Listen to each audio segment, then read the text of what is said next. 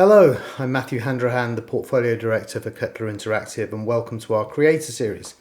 Long-form discussions with inspirational creators featuring guests from the studios we work with as a game publisher and people doing creative work we admire from a wide variety of other fields. Each conversation examines the journey that brings the art we love into being, discussing the inspirations, perspectives and personal stories of the people involved. In this first episode, games industry icon Shuhei Yoshida is in conversation with Juhana Myllys, the formidable artist and game designer behind Badland and Bionic Bay. We hope you enjoy. Hello, I'm Shuhei Yoshida, former head of Indies Initiative at PlayStation, and now I'm freelance. And today, on behalf of Kepler Interactive, I have an honor to interview Juhana Myllys, the creator of Bionic Bay.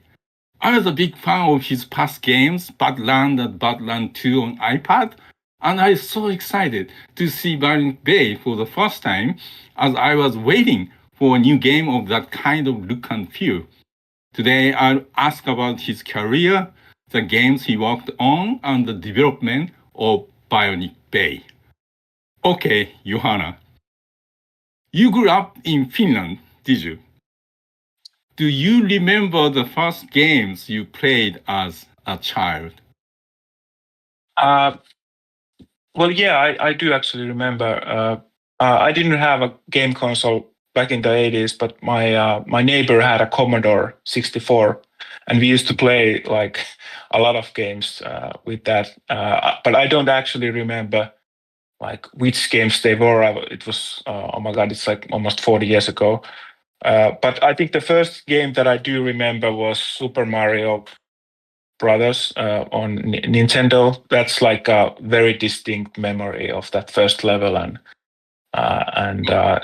getting the mushroom and stuff like that. So yeah, that would be my like first game that I actually remember. Yeah, properly the platformer, right? Yeah, I'm still at that route. Yeah, and how did you get into the game industry? Was it your first choice? Well, I think growing up in Finland in 80s and 90s, it wasn't really like I don't think anyone's first choice going into making games. So I was interested about drawing, graphic design, and stuff like that, and I ended up going into industrial design school.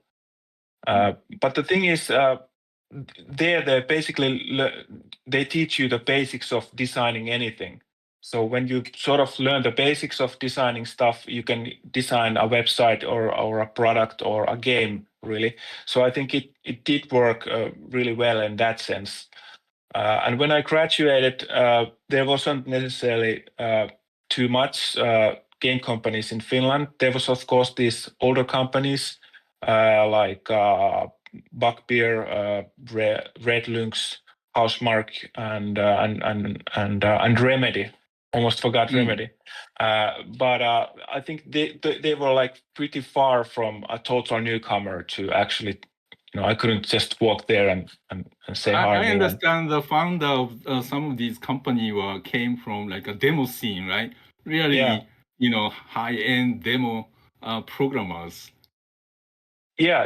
And I was like totally away from that scene here in Lohja, and wasn't like I didn't have any friends or anything like that. So it felt like pretty like impossible idea to just go work on them. So I didn't really have like an plan to go work in the game industry.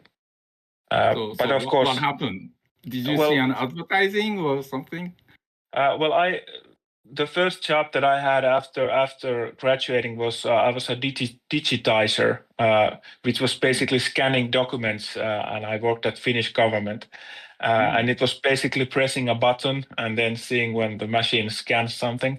But the thing is, when you push that button, you always had a few minutes time to do whatever you wanted. And I used that time to, I played a lot of games. I had the Sony PSP then. I played a lot of that, but I also drew a lot. and I also started to learn pixel art and stuff like that. So it turned out to be like the most boring job I ever had. But because of the nature of that job, that when the document was scanning, I could basically do whatever I wanted. It was actually a great time for me to learn stuff. So you self-learn, how to make the pixel art. That must have helped you to get into the industry. Which company did you join first? It was actually an interesting time in Finland in game industry back in 2006, 2007. There was this, like I mentioned, these older companies, but there was starting to emerge these new mobile game companies. And there was quite a few of those, and they like constantly wanted to get new artists to make specifically pixel art. And as I said earlier, I mean, I had like a basic understanding on how to use computer, Photoshop, 3D, and stuff like that, but I wasn't an expert on any of that. So I knew that my skill level is not on that level that I could get onto those bigger gaming companies.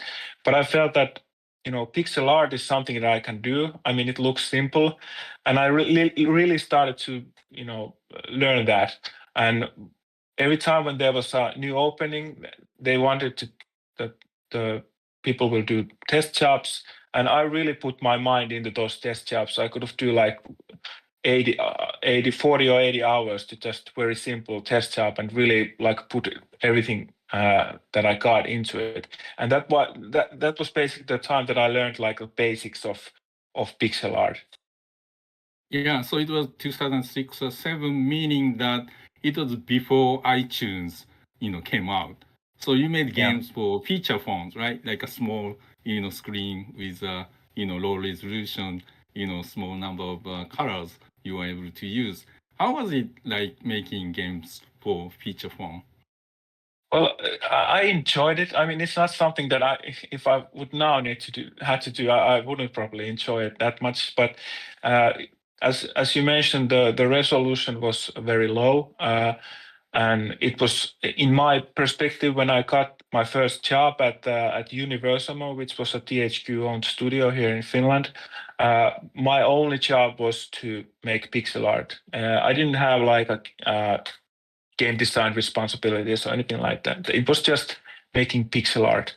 But they had like pretty cool brands that we were supposed to make mobile games out of, which was like they had like Star Wars, SpongeBob, like really cool brands to work on. So I got to work on those.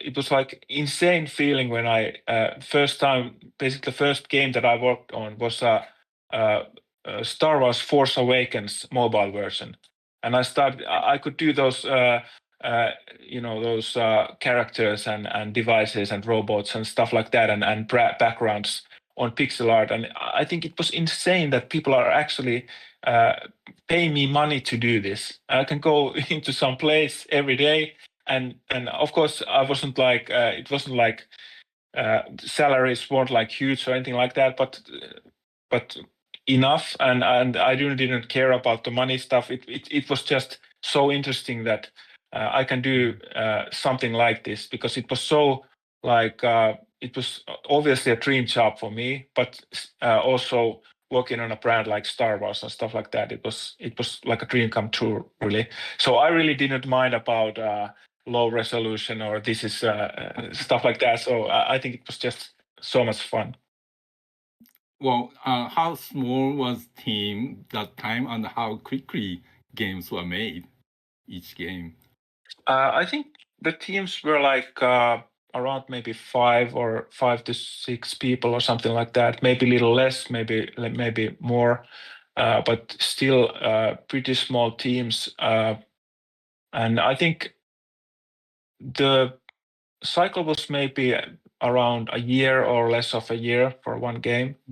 But it was actually interesting. I just remember that when I worked there as an artist, and I used like many days to work on some specific Star Wars background, and then when I finished them, I just said to my producer, these are done, and he was like, okay, and looks good. And then I never saw those assets again. But weirdly enough, like a month or two after that, I saw a game level designer using those same assets on his screen.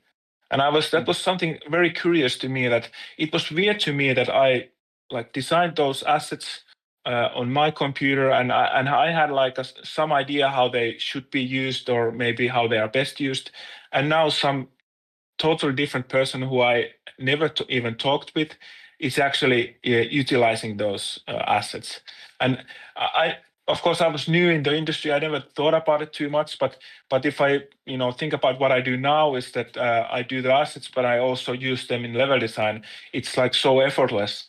And I think that's like very like a crucial thing when someone designs something, that someone who actually will use those assets actually knows what the person thought who actually made those assets. So it was it was like this formative time to be first time being in a company, but also understanding that, starting to realize things that, okay, they're doing this way, but hey, isn't this a little bit strange? But also I was green enough that I really didn't feel like I should object any of that, and I didn't say about it to anyone. But that's something that later occurred to me, that it wasn't necessarily the best way of making games. Yeah, so you worked for mobile game companies for a few years, and in 2012 you co-founded Frogmine. Did you? Was it Yes. your kind of career goal, to start, found your own studio? Well, I don't think I ever had like a clear idea that I want to found a company. But no, back in as we mentioned before about the App Store, it came on 2008, and all of a sudden there was this platform where there was a lot of indie developers, maybe only one person or something like that, were making games to this new sort of like pretty exciting platform, to be honest. And I was like, I had a really good timing, in a way that the game that we made to Java phones was actually ported to iPhone, and the deadline was to have it on the launch of App Store. So I actually had a chance to work on those first touchscreen games, and that was like the first time when I realized that this is actually a totally like new thing. And if I like compare to those games with like the best looking iPhone games back in 2008, 2009, 2010, I don't think they were like any worse than what you saw on, like, for example, Nintendo DS or something like that. But people were still thinking that they're just mobile games. There was always the just. But I've been mobile gaming for years, since I had a first Game Boy in early 90s, and then of course PSP, which was like I felt like that's like the best device ever, because it's PlayStation in my pocket. So I never felt when iPhone came and those touch devices, that these are sort of like lesser games, and because I already had like experience like 4 years making games, I was like confident enough that, okay, we can maybe make a game with just a few people. So why shouldn't we try it? I mean, it would be strange not to try it. And I was then working at Red Lynx, which was this legendary studio in Finland. And we just finished our game, which was this Nintendo Wii game called Moto Heroes, which was like a combination of Trials and Super Mario. And it was my first time making like physics-based 2D games, when I had a chance to work on that. And I had like a pretty all-rounded role making that game. I was like originally a designer in it, but then I started making concept art, menu design, and stuff like that. And I realized that I did almost every like creative role except 3D. in that game, even level design. So I was like pretty confident that if you found a company, I can handle the artistic side, which would be basically game design, game art, and level design. So it felt like I don't think I never had like an urge to be on my own or be independent or something like that. I always sort of like thought about what's an interesting project, what seems fun, and then working on an iPhone and iPad game at that time, and with just like very small team, it felt like it just felt good idea back then, and that's how Frogmind was founded, and we started making Badland. Yeah, you saw the opportunity, right? This smartphone are becoming really, popular, and you saw games like, Angry Bird using, really good use of touch screen, and you had an experience working on this device and being independent, small company. You saw an opportunity to create a small smartphone games using this touch screen on, iPhone, iPad, and that came Badland, the idea of Badland, I guess. Yeah, the original idea of Badland was that I didn't have iPhone yet back then. I had iPod Touch, which was basically an iPhone, but you couldn't make calls.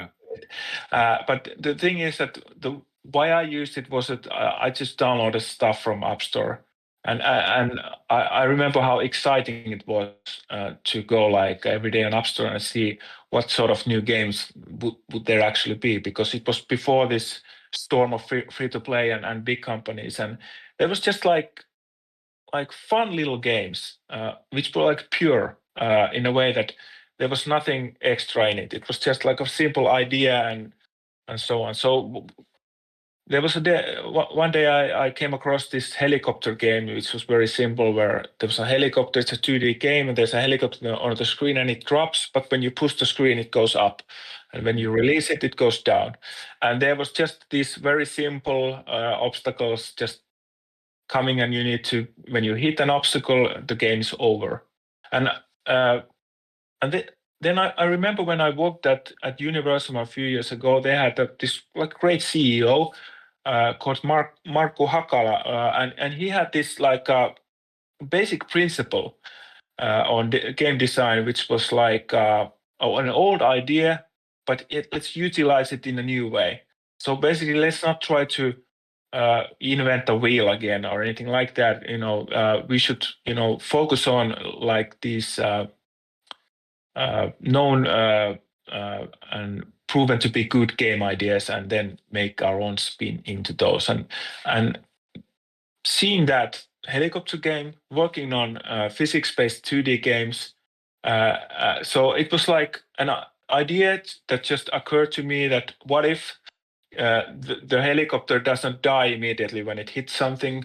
Maybe it's bounces around, it's physics-based, and also the obstacles that come towards you, they could be physics-based, they could be bent, or they could be loose, or they could explode. I mean, it felt really strange to me how addicting the helicopter game was, in a way that there was no level design. There was just, it was basically which like the elevation of or the height of the obstacle was the only thing you sort of expected, which is the height, and then should I go down or up?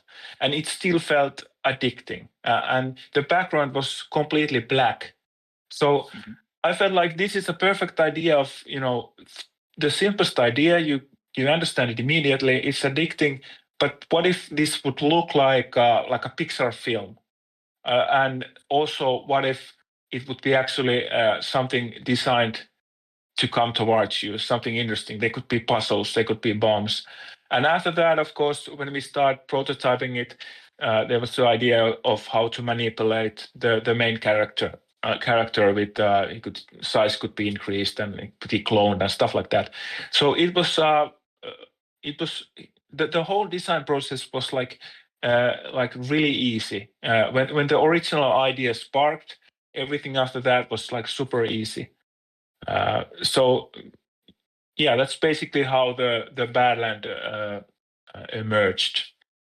Yeah, well, the combination of that, very simple mechanic, you are just tapping, right, any part of the screen, right? It's so Yeah. easy to play, anyone can play, and, mixing in the physics, object that created some, new kind of interaction that, people may have not experienced before. And with that beautiful graphic, that must have taken a lot of time to create that beautiful graphics. But how long was the development time for Badland? Well, we left the company, Redlunx, in 2012, and a little over a year after that, Patent was released in 2013. So it was like a pretty fast production, but also a lot of work. After that, I basically decided that I cannot work like this, because it was easier for me then, because it was just my girlfriend and our dog, and I could basically just do the game constantly. But I was thinking that it wasn't maybe the best thing for mental health or anything like that to work so much. So for the sequel, it was much not less work, but expanded to more time. Well, But the yeah, game did really, really well, right? Critical success and commercial success. It did like a 10 million downloads? I think it. I'm not sure actually about the downloads and whether it's a paid game, but we Yeah. were very lucky that in the summer of 2013 there was this App Store 5 years anniversary, and they had like 5 apps or games that were free for a week, and Apple asked us if we would like to make Badland free for 1 week, and in 1 week we just got like 7 million downloads. But of course, we didn't have like any microtransactions or anything like that, so we didn't benefit like directly in it. But I think in the long run, it was like huge for Badland to Yeah, get it that sort of created exposure. buzz and Yeah. word of mouth, and the game must have kept selling. And you moved on to Badland 2. It came out 2 years after that.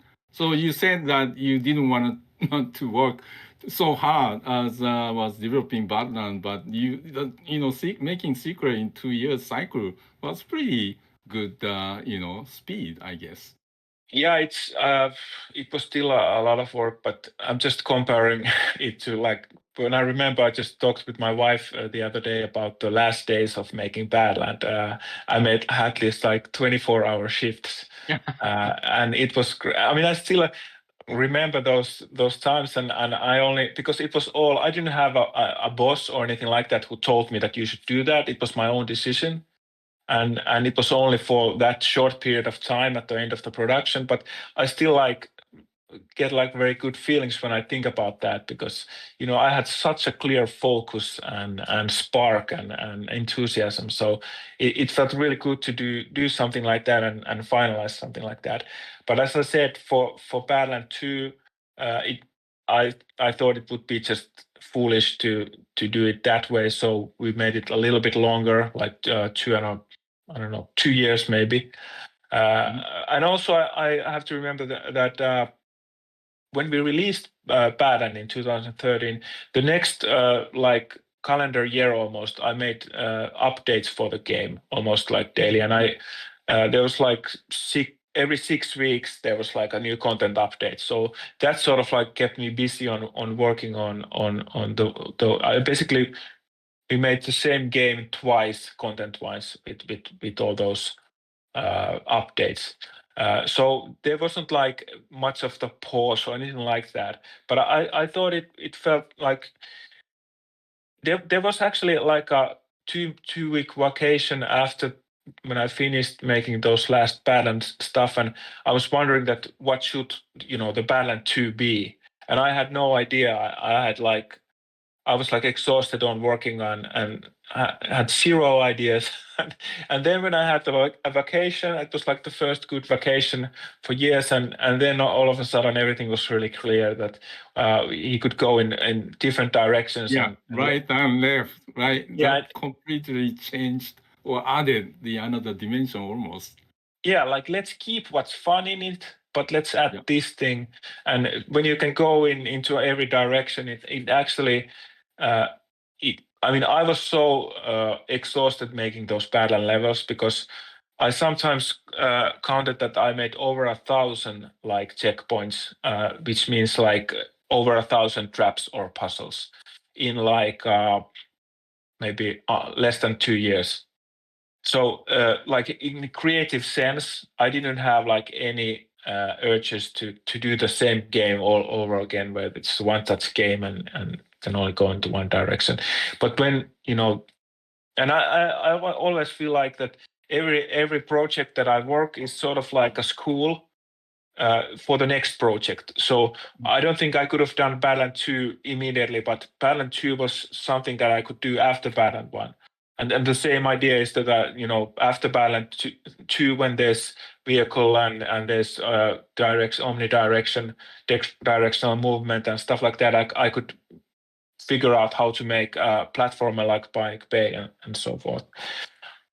Yeah, and but after Badland 2, you made the decision to leave Frogmind that you co-founded. What was the reason behind your departure? Well, I think I sort of started to sense that I've been always a person who is never about where can we get the money? Let's maximize the profits and see what's the most popular thing and go after that. And in Finland, there was like these huge companies, Rovio, Supercell, of course. In rest of the world, Candy Crush Saga and stuff like that. So the basic the way people saw mobile games was more and more, free to play, pay to win, however you wanna say it. But it was very clear to me that I didn't want to have anything to do with that. I don't think like free to play as a model is like something no one shouldn't do. I mean, I played, for example, Fortnite a lot, and that's a free game. There are lots of games that you can, lots of ways you can do a free-to-play game. But if I think about that period of time and what those kind of mobile games looked like, how they played, I remember very well when I think it was 2011. There was this game called Zombie Gunship, which was this really simple game where you shoot zombies from a gunship. And that was the first time that I came across to a microtransaction. And there was like this very simple that it cost like 1 or 2 euros. And if you do that, you can speed up your basically, I don't know what was it. It was basically a better gun or something like that. So it would be more easier for you and more faster and more fun and stuff like that. And I immediately bought it, and then I played it for like another 2 hours, and then I felt like I should bought it again. And it was that moment when I realized that there's something wrong here, because this is a weird loop. I'm like going into this weird loop, and I understand why people do it. I understand why game developers do it, but for me it felt like there's some sort of like purity. I like the pureness in games. It's only about I want to make a game for a player, and then the player plays the game. I don't want he or she should have any like ideas in the back of his head that why is this here? Is this here because they want to entertain me, they want to challenge me, or is this here because they want more money? And I realized that this is definitely not something I want to be a part of. And at that time in Frogmind, I basically was the only person who felt that way, and it was pretty clear for me that I need to just start over somewhere else. It wasn't fun. It's not something I would like to experience again or something like that. But stuff like that happens, and then there are like these very clear crossroads that you actually know that if I go this way, I'm this type of person. If I go this way, I'm another kind of a person. So I have like zero regrets leaving, and I'm still like I'm not like a proud person, but that's one of the things that I am proud of, that I sort of like saw that crossroad and took the path. Yeah, I remember, that time, I was always making games on console, and when the free-to-play games, became popular in mobile, and when I spoke with the people making these mobile games, they taught me that, well, making these, mobile games, you have to design your game to make things like frustrating to people, so that people pay money to remove the frustration. And I was like, oh, that's such a different philosophy making games. So many people who moved from console PC development to mobile really had the challenge changing, reset, relearn the things you learned in making games. So you founded Molina, and did you start developing Bionic Bay immediately, or what did you do? Well, no, I actually thought that I should, I had just made Pattern 1 and Pattern 2 in like 4 years or something like that. And I actually felt like immediately when I left that I should, no hire to just like keep working immediately. And I had like some ideas, and I started like working on my own immediately. But then I did it maybe like a few months. We also got our first child back then, and we bought a house here at my hometown, and sort of like there was like a lot of changes in my life in that way. And then I sort of like realized that I probably don't have like enough spark for game development at this moment. So I took some time off, a couple of years, and I mean I did like initial. I did quite a lot of like initial groundwork for Bionic Bay during that time, without necessarily realizing what I'm doing. I was just doing stuff that interests me. I made experiments with pixel art. I sketched a lot. I made tests with voxels. And of course, I played a lot of games and stuff like that. So, but I think it was really good time to not do anything like too focused, but like when I had been in a hiatus like that, or 2 years or something like that, I sort of started to feel like this anxiety that I actually need to do something like you more regained concrete. your energy to let's Yeah. work on the game again. Yeah, and then, And Bionic Bay is a co-production with the Taiwanese developer, right? Psychoflow yeah. Studio. How did you meet them? Yeah, that was in 2019. I was in a bus and just shuffling Reddit, and I was in a subreddit our indie gaming, and there was this video that was hot there, which basically had this interesting mechanic, and it was like very simple pixel art. But as I said before, that I was making this groundwork for a game, and I realized that this mechanic would be actually perfect for this game. I had a similar mechanic designed, which I called a copy paste gun, where you could just like shoot something and you can paste it anywhere, basically an object or anything like that. But I think the thing that this is a good example, if you have an idea and you try to come up with an ideas with your head, but when there's an actual developer who utilizes that idea and makes a game out of it, he can come up with ideas that you didn't even realize. And one of those ideas was that in his demo in Reddit, when he basically tagged an object and made the switch with the object and the character, the inertia of the object and the character remained. And that was actually something that I thought that this is genius, because all the experience that I have on making physics-based 2D games, and this mechanic screams physicality and stuff like that. So this So is it was like a meeting of minds for you, and you were like, I have to talk to them, right? Yeah, and I messaged him from Reddit, and he was Xiaofeng from Taipei, and he was a student at the time. And I remember when I contacted him, I was like, maybe he's from like somewhere close, maybe Sweden. And then he's another side of the world, like literally.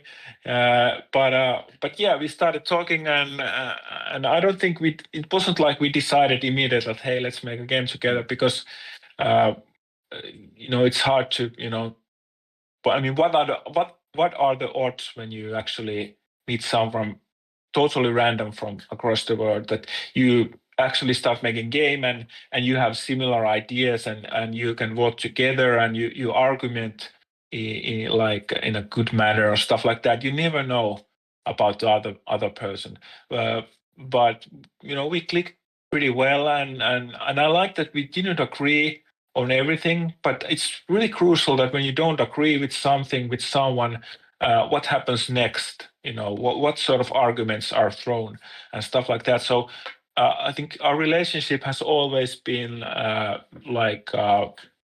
very sensible, in a way that we always, we both have like our own preferences, but we still use like sensible arguments to on these arguments that we have. So it has been, in that way, it has been like a really good companionship with him.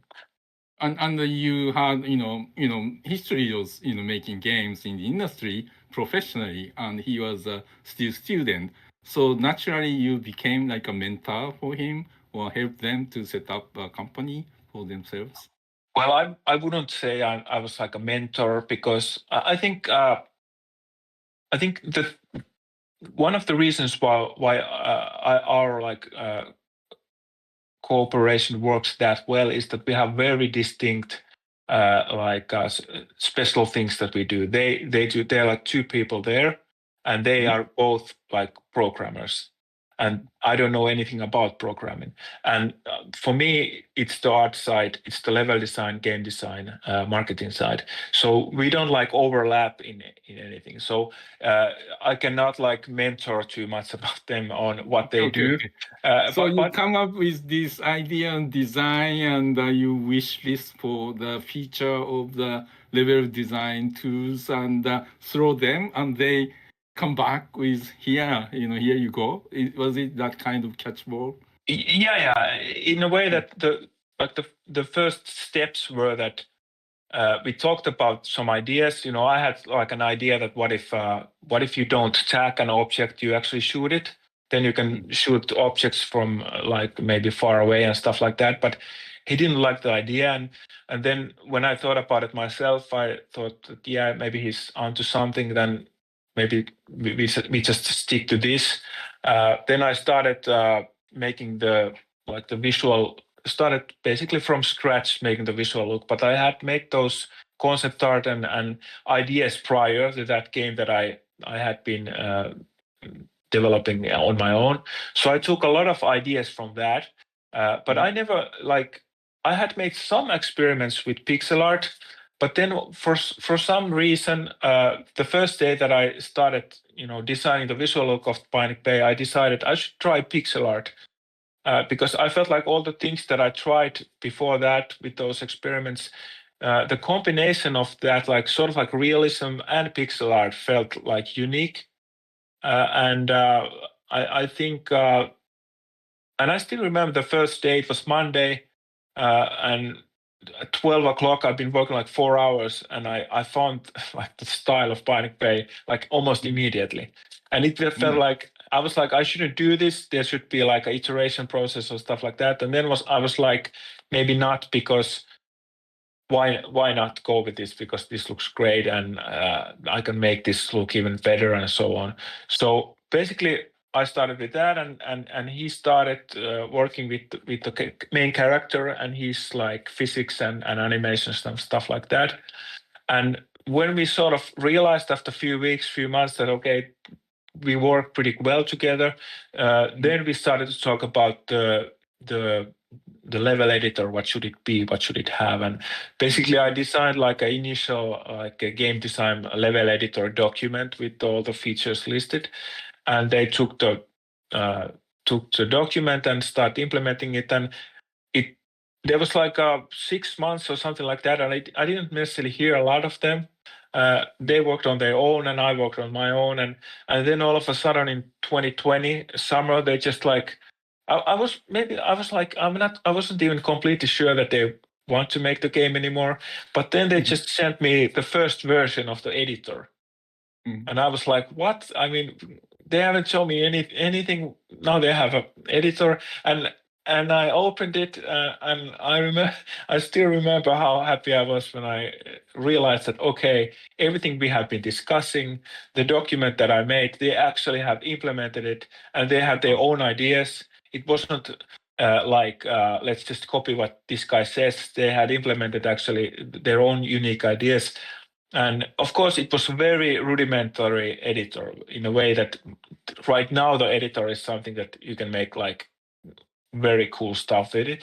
Then it was like just basic ideas that you have assets, you can take them, you can scale them, you can rotate them and put it on the level, and you can make them dynamic and stuff like that. But you don't need much at the beginning. If you have a moving character that jumps and you can put a box in there and you can hit it and you can swap with it, that's exactly the sort of thing you need when you sort of like need a spark on something. And that was like true spark of ideas and what this game could actually be about. So although we started making in 2019, I think more like full time, it went on 2020. And after that, it's basically that I make levels. Then I have an idea. Hey, this is a fun idea, and I say the idea to them, and then they make a tool for it in editor that I can actually make that idea to work. And then there's this like basically throwing a ball to another, and they throw a ball to me, and that's basically what this game development has been. And of course, 2020, COVID happened. So you really didn't meet them in person, right? Until after COVID. Yeah, well, I actually haven't met them yet because they live in Taipei. And it's crazy that, we talk in Discord or we text a lot, but we quite seldom, it's not very often that we actually talk on a call like this. And I have to be honest, I haven't actually saw them like moving. I only saw pictures of them. I met them in Taipei this year. Okay, so you have seen them more than I. Yeah. The game got the best game design award, right, at Taipei Game Show, and I happened to be the award presenter to them. So I handed the trophy to them. Amazing. Yeah, but this is actually a good example of, there's lots of, especially as you mentioned when COVID happened, that can people work remotely? And of course they can, if they are like, they have the same goal and they come along and take an argument in a sensible way. There's no reason that them to be at the same place. But I have to admit, I've been doing this line of work almost like 12 years now that I've been work at home. I do miss, working on an office or meeting people. That's the biggest basically a remorse of this decision that I had. I have a proposal. You should come to this summit in Kyoto this year, and they were there last year and got the award. So they would be happy to come back to Kyoto. Kyoto is great. This summit is amazing event. So you should finally meet them in person and enjoy. That sounds great, actually. When is it? When is Bit Summit? It's usually in July. It's very hot in Japan, but this summit is really, really fun international event. There are so many developers from outside Japan coming to that event. It's all indies. It actually sounds very appealing and interesting. What if happens that I met them and we don't get along like at all? No, I make sure you drink and eat well and become real friends. Yeah. Okay, so now we have a plan for the year. Let me ask about the look. The look of Bionic Bay is, for me, it's a Badland Games look that I love.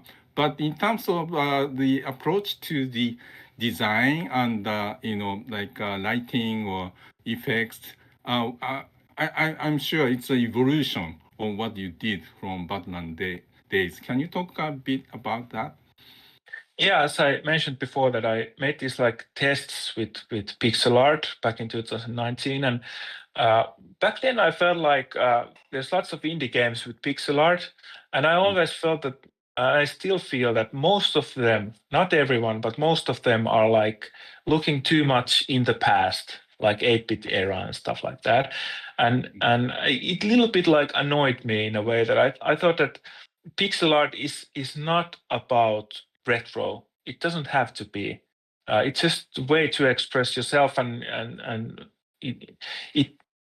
I thought that I actually saw this like a concept artist had made this like painting where he only used like a pixel brush from Photoshop. So and I think that was like very interesting in a way that it sort of like combined this idea of painting with pixel art. But it was still very simple with quite a little colors and quite big pixels. So it was like retro-ish in that way, that there was still this feel of retro. And I started making experiments in a way that I used the same sort of idea that I have been learning with when making concept art, more like painting than pointing pixels. So more like painting than pointing. And I thought that I tried to find like this interesting sweet spot between like not too small pixels but not too large pixels either. Something that you sort of see that it's pixel art, but also you kind of are not sure necessarily.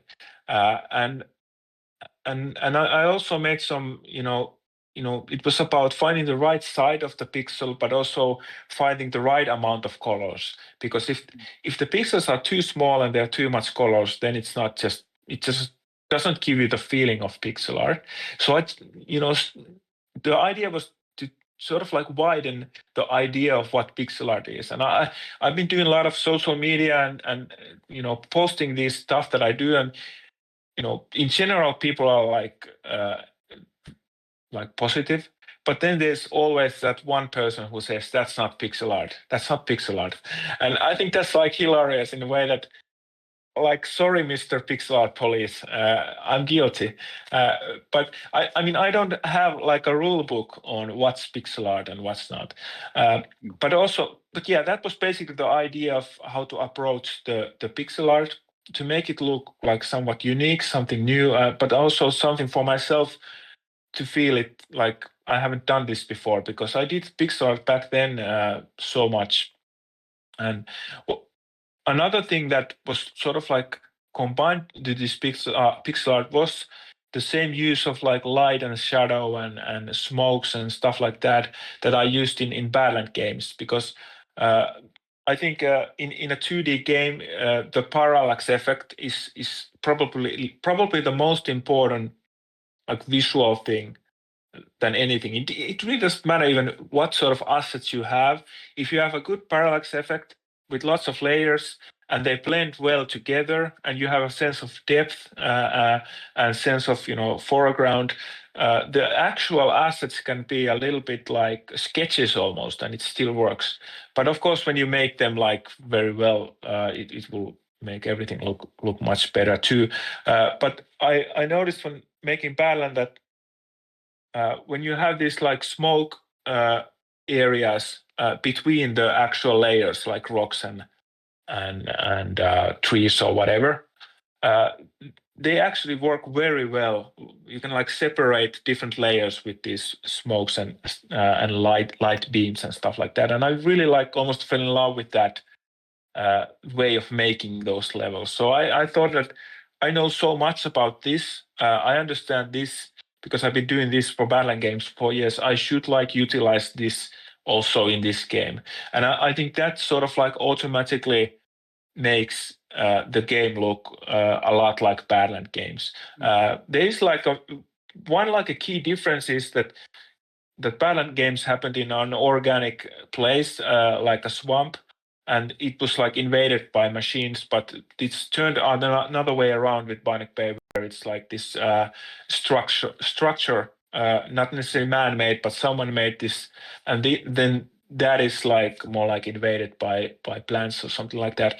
But still, those like very distinct traits, like use of light and shadow, silhouettes, and smokes and lights, are very similar, like in Badland games. So that's why they look the same, or not necessarily the same, but people notice the similarities immediately. But I only see that like a good thing, and I'm happy about it, because every time if I see someone post like this looks like a Badland game, or someone put in, was it in TikTok, that this is a Badland ripoff and you rip off those devs. I just answered to them that that's right. So I rip myself off. yeah, I'm guilty. Well, yeah, the gameplay is focused on the foreground, but the background and the effects make it almost like a 3D, like a sense of scale and depth is amazing to look at. Yeah, it is a scene. I mean, it still is like a 3D scene, but all the elements are totally plain 2D assets.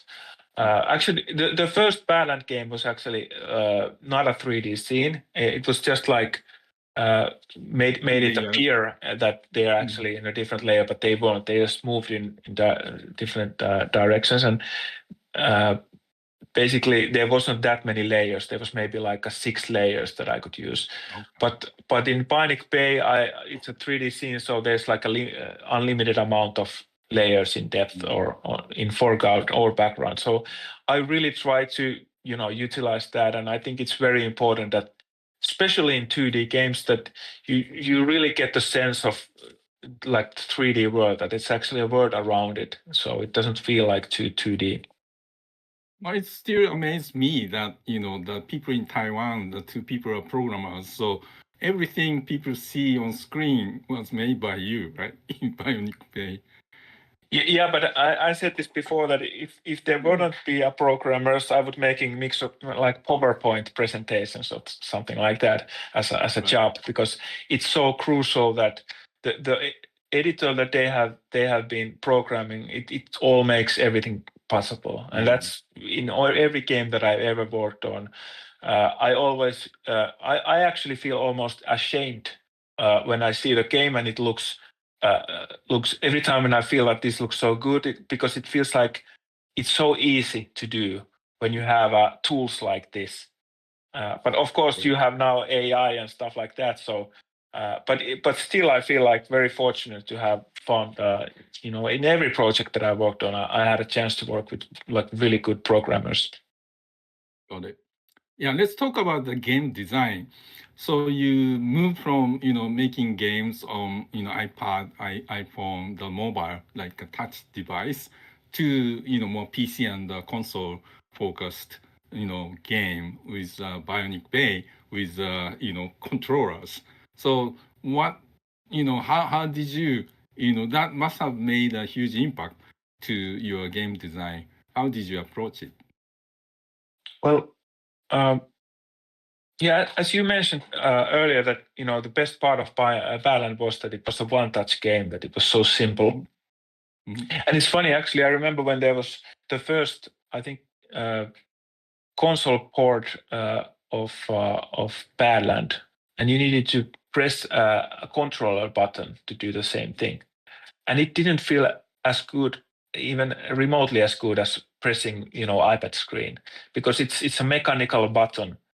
It's so much different when you can only like very slightly, ever so slightly, you can touch an iPad screen and it still reacts to it so well. So it was interesting that Badland was, of course, worked on every device because it was so simple. But at the same time, it worked perfectly on the device it was actually created for. And I think the biggest challenge when making Bionic Bay was that when I compare it to Badland, was that in Badland there was the auto-moving camera.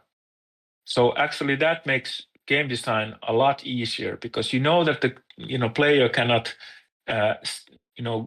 start investigating what's there and stuff like You that. have the total control. Yeah. So I think that was game design wise the biggest shock. Not necessarily that I need to do this for the controller or mouse and keyboard and stuff like that, but the fact that players can like they can now start investigate the spots and go wherever, and it's still one of the most like popular level issue that we have from playtesting, that hey, this guy went over here and you need to shut this down. Because there's a physics object, right? And there's explosions. The testing this game could be a nightmare. Well, my when I make the game, I mean with the editor, it's so much pressing the play button and testing it. So I think half of it is I think that's the best moment in my job is to press that play. You have made a spot, you have put those explosions there, and there's a laser and there's a portal, and that's all fun, building that. But the most fun part is to test it and then realize things, and then okay, let's iterate. Let's move that a little bit to the right, and let's put a little bit more explosion power, and okay, press play. And that's the core loop of my job.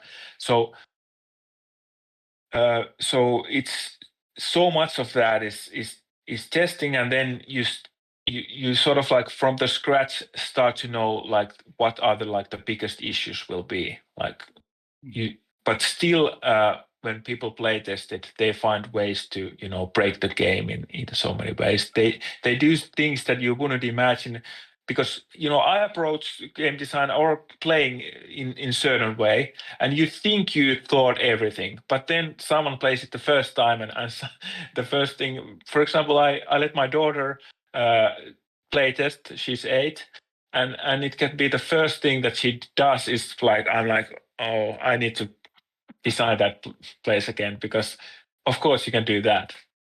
I think that's like the biggest basically challenge when designing specifically physics-based games. And I think there's like you can think it in a way that there's like games that you don't really have that much options. There's only one way you can solve them, and then there's like lunatic randomness type of games. And I think I try to find something in the middle, that it's like a controlled chaos, basically chaos.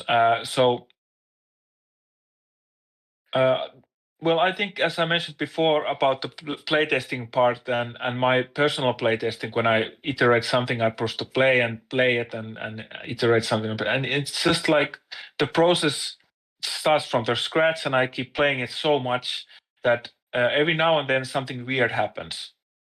And something like a happy accident, I didn't expect that. And then I try to like embrace it, like, okay, let's try to make it in a way that this would happen always, because this is fun. And then I try to design the level in a way that 99% of the players will play it in a way that the weird thing happens. And usually the weird thing is something that specifically in physics-based games is something that it's always a little bit different. It's never like quite the same. So I think that's like the key thing in interesting game design is that designing spots where they are basically the same when you play it, the idea is the same, but they behave a little bit differently every time, in a way that this can be like a huge ventilator and there's boxes dropping down and they hit the ventilator shafts. And then the emitter which drops the boxes could have like a randomness factor, so it doesn't drop every time at the same time. And then there's the rotating ventilator. So basically it's the same idea. There's always the ventilator and the boxes, but they always hit in a little bit different time, different place. It's always a little bit different. And that's probably the simplest explanation of a spot which is like very much controlled, but also there's enough randomness in it. And then I just try to find, different ways to utilize that, basically the same rule. It's basically the same idea, but it plays differently every time. And I played through the media preview. game, I understand is maybe 25% of the whole game. And I realized that compared to Badland, playing Badland was like sometimes really, tough. You keep dying and dying, and finally get through kind of difficulty setting. But the, Bionic Bay, I feel like you are intentionally accommodating, broader player base to help them really enjoy the game and move on to next section. Sometimes people fail, but not to do these things so precisely that was required sometimes in Badland games. So, what was the thinking behind this choice? I remember back then when I watched people play. Back then there wasn't that much of streaming or something like that. But every time when I saw someone play Badland, and they failed, I laughed. I really enjoyed it because I don't know how to explain it. But I mean, a person makes a mistake, and I just laugh at it. But I realized that I really enjoy seeing people failing in Badland. But that was never like my goal. But the thing is that with playtesting on Badland, it was like very simple in a way that we had this like maybe 10 or 20 people playtest group before the launch, and they played the game, and then we got the data on basically only data we get was the checkpoints of the game and which checkpoints has the most retries. And then there was always these like spikes. Okay, there's a spike, and then I went to that checkpoint, played it again like a few times, and then made it easier, and then updated it. And then when those like spikes went away, we knew that I mean we thought we knew that now the game is balanced. But I think every time when people succeed in anything, they thought that because we succeeded, everything that we did was golden. People don't think about maybe there were things that despite of those things you still succeeded. And I think the playtesting, the naive way of playtesting was like one of those despite this thing you still sort of made it. I think I should have watched people play the game much more, and that's certainly something that we've been doing a lot better in Bionic Bay. That there's especially Psychoflow Studio is organizing these playtests. They are always recorded. I watch the recordings and analyze the player. But I think this is a good way, in a way that they are like companies like, for example, Valve say that they are like very early on their playtesting. And I'm not, of course, I'm not saying that they should do that because they did it for like Portal and stuff like that. So they really know what they're doing. And this is actually a quite similar game to Portal and so on. So I think we should have probably started playtesting with Bionic Bay earlier, but we still, started playtesting like last year, and we've been getting a lot of data based on it and a lot of iterations on the level. So my idea is that I don't like the idea of Bionic Bay being as difficult or unbalanced as Badland games. I want it to be like a fun ride, but also you want to have that a challenge there. But there certainly will be a challenge in the game in the later levels and as the game progresses. But that's actually another thing in physics-based games, that it's really hard to make it like the challenge progress like linearly. There's automatically this like a little bit of, but that's actually makes the game interesting too. That it's unpredictable in a good way, I hope. And that's all. Thanks for watching, and thanks to Shuhei and Juhana for joining us in episode 1. We'll be back soon with more conversations about the art we love with the people who make it.